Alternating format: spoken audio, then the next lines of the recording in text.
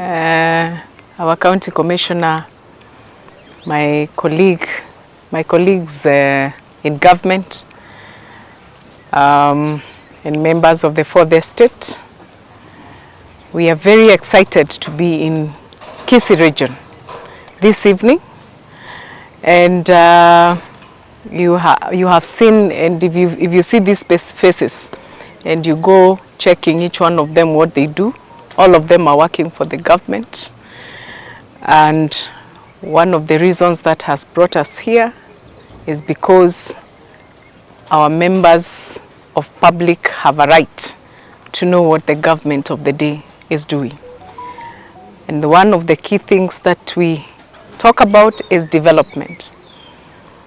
When you talk about the government of the day, you have seen in the bottom-up economic transformation agenda, we have 5 key areas: agriculture, health, housing, digital economy, and we also have MSME. You have seen in the recent past, if I may start off, we have seen the Nyota program, which the young people, and not just young people, they are people or young people who have not gone past Form 4.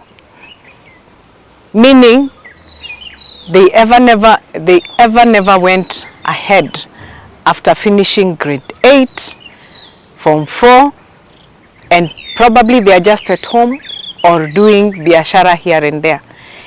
And the government of William Samoei Ruto has come up with a project for Nyota, to ensure that we tap into these young people by giving them financing for their businesses. Already this money is being disbursed to ensure that these people start their businesses or even scale up their businesses. And of course, you've seen in the issues of healthcare, we have the Social Health Authority, and SHA is working.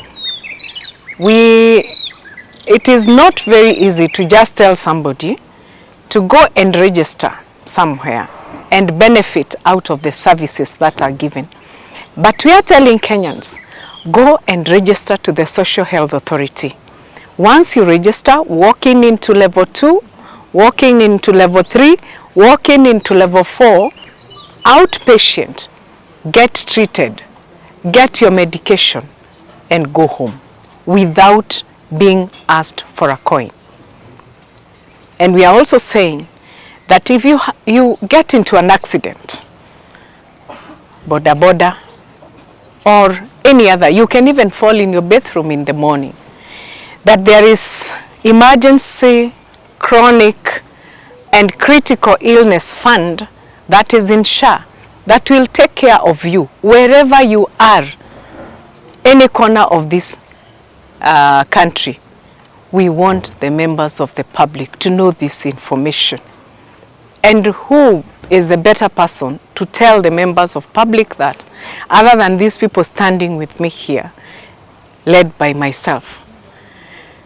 And again, it is the high time that you got to know that with the Social Health Authority, if you're pressed of funds and you're not able to pay your yearly subscription, then we have brought in the product Lipa Sha Pole Pole. And what we are telling you is, what the ministry is telling you is, Lipa Sha Pole Pole, kama hauna hiyo fedha yote, serikali inakupea ile fedha, alafu wewe unaelezea serikali kama utakuwa unalipa kisiku, kwa wiki, ama per month, if you're not able to pay for the whole year. So in general, universal health coverage is here with us in Kenya. Many countries have tried and they have failed, because universal health coverage does not just talk about SHA. I am also talking about the healthcare workers. I am talking about their welfare. I am talking about the commodities. And you have heard, I'm saying, when you go to the facility, you get treated, you must get out of there with drugs. I am talking about the equipment. Already there is a cancer center that has been set for this region, and this is to ensure that people or citizens from this region do not go to very far areas to seek oncology services, bringing services closer to the people. Housing project, transforming informal settlement and ensuring that there is dignity to each and every Kenyan, wherever you are. And the housing project is across the country.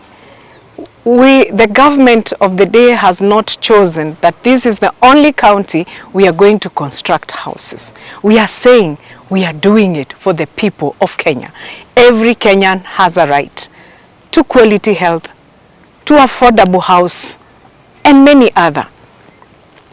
Agriculture. You have seen issues of subsidized fertilizer.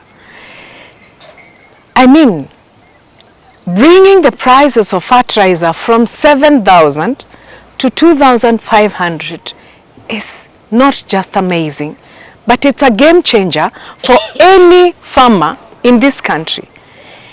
And that is why we are saying that information needs to be cascaded. Even how to get that subsidized fertilizer is information good enough that this team needs to give you.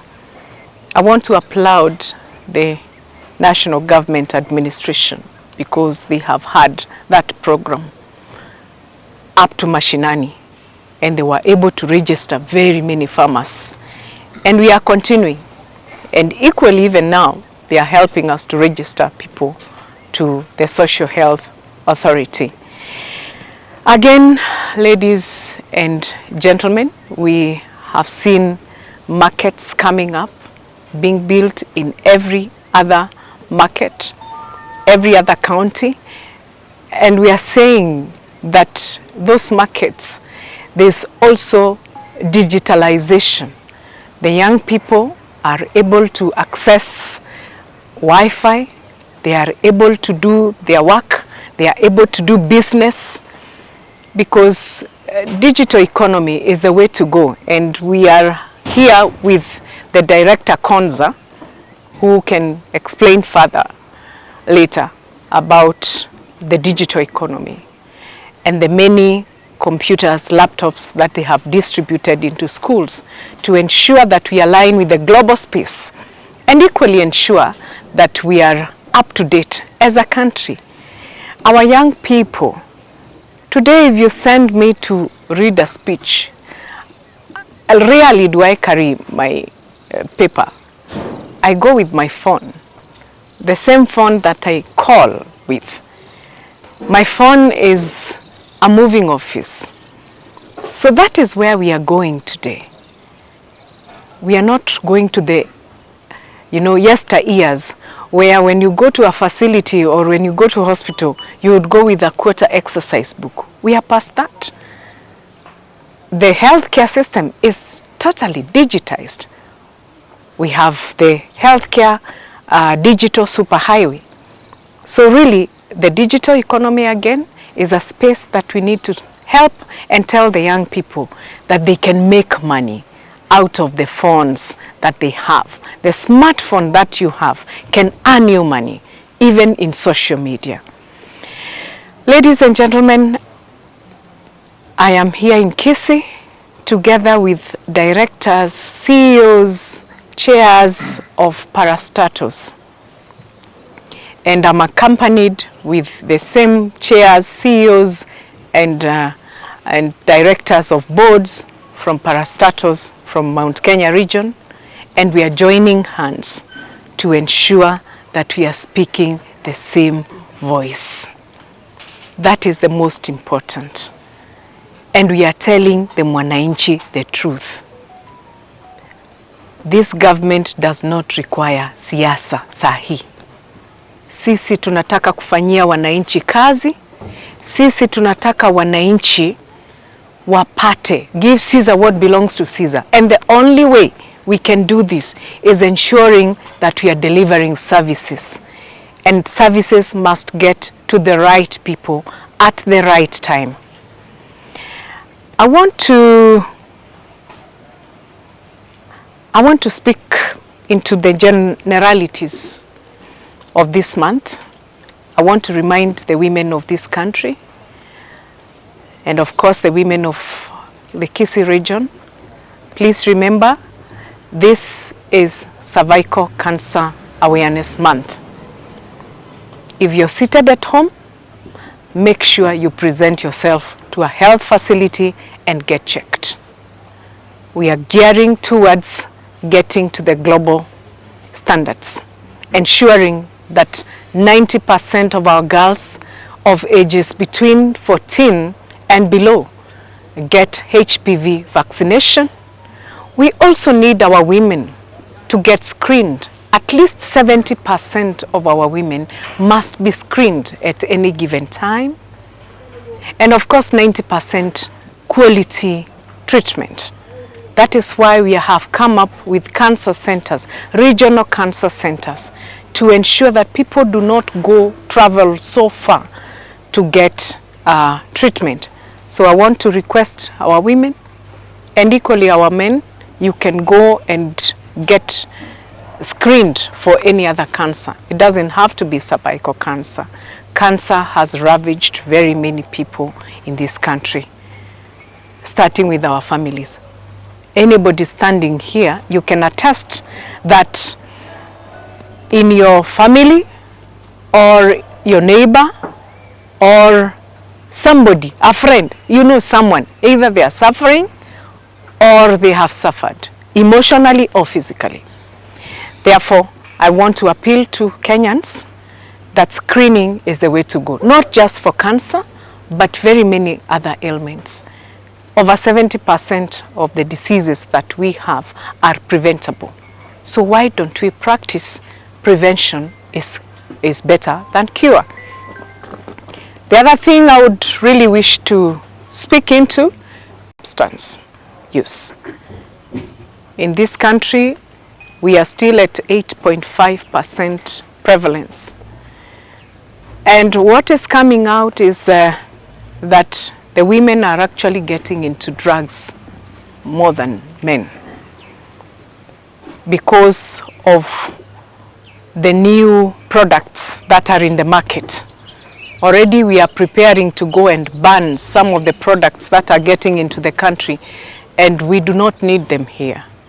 And some of them, you can see products written only to be sold in Kenya. And we have told them, if it can only be sold in Kenya, then first practice where you have manufactured the products. Why do you have to come and do some survey with Kenyans? Why don't you practice where you manufactured the products, and then you can bring it to us when we know that a lot of people are also taking it. So I want to plead with Kenyans, and especially the young people, and my gender, the women. You're taking a lot of electric cigars. You're doing a lot of porches. You're doing a lot of vaping. Yesterday I had a big meeting of university students, and they told me that in some campuses, over 70% of the students have come across or they have tested drugs. Whether it is hard drugs or it is just liquor, they have tested. Maybe because of peer pressure and all that. So let us all be very, very vigilant. If you see anything that is funny, that looks like a pen, that even a young girl like this, when she is given, she'll take it to school thinking it's something nice, go to the security teams and alert them that something is happening in your village which is strange and which you do not need. We have our nyumba kumi, even in towns we have nyumba kumi. So we expect information to flow very seamlessly to every other person. I'm also appealing to our community health promoters across the country, kindly, as you move from one household to another, please speak to our people. Health promotion and health education is the way to go. Let us prevent diseases right at our households. Let us make sure that we teach people the right things, the right manners in our households, calling upon all the stakeholders, community health promoters, the security teams, religious institutions, government. Let us come together and fight this animal that is ravaging our young people in form of drugs and substance. It will be very sad if we continue losing our 15, 20, 25-year-old girls and boys. Who is going to be the next peers if we lose that generation? Thank you. Sasa tuseme ya kwamba hatuwezi tukasema that ati ugonjwa imeongezeka na hakuna kitu inafanyika.